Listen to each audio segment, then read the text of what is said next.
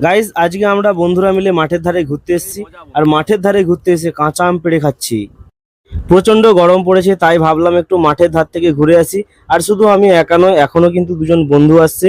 আর মাঠের ধারে শুধু ঘুরতে যাব তা নয়, আজকে ঠিক করেছি একটু কাঁচা আমও খাবো, তাই বেরিয়ে চলে এসেছি। আর চলো কোন গাছ থেকে আম খাবো সেই গাছটা তোমাদেরকে দেখাই। গাছটাই কিন্তু প্রচন্ড পরিমাণে আম হয়েছে, চলো তোমাদেরকে দেখাচ্ছি। গাছটায় এতটা পরিমাণ আম ধরেছে গাছ, তোমরা শুধু দেখো কত আম ধরেছে। পুকুর পাড়ের গাছ, আর এত আম ধরেছে। আর এই গাছটা থেকেই কিন্তু আজকে আম পেড়ে আমরা খাবো। তো ওরা আসুক। আর এই দেখো গাইজ, ওরা এখন চলে এসছে আর গাছ থেকে আম পাড়ছে। তো গাছ থেকে আম পাড়ছে আর এখনই কিন্তু জিভ দিয়ে জল চলে আসছে। তো চলো আমরা এই আমগুলো পেড়ে মাঠের ধারে চলে যাব, আর মাঠের ধারে গিয়ে কিন্তু খুব মজা করে খাবো। ফাইনালি কিন্তু আমরা আম পেড়ে মাঠের ধারে যাচ্ছি। আর এত পরিমাণ রোদ উঠেছে কি বলবো গাইজ, প্রচন্ড গরম লাগছে।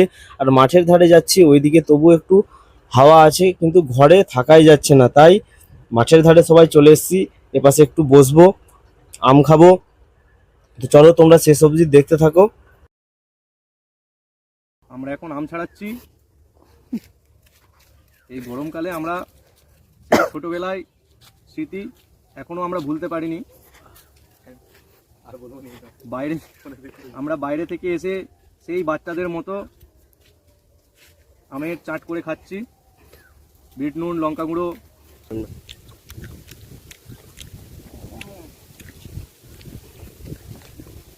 বন্ধুরা, সেই ছোটবেলার স্মৃতি মনে পড়ে যাচ্ছে।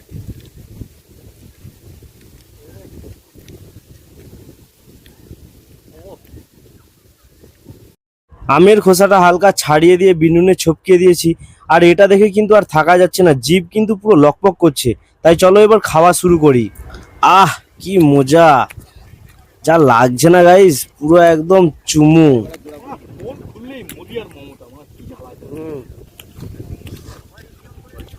তোমার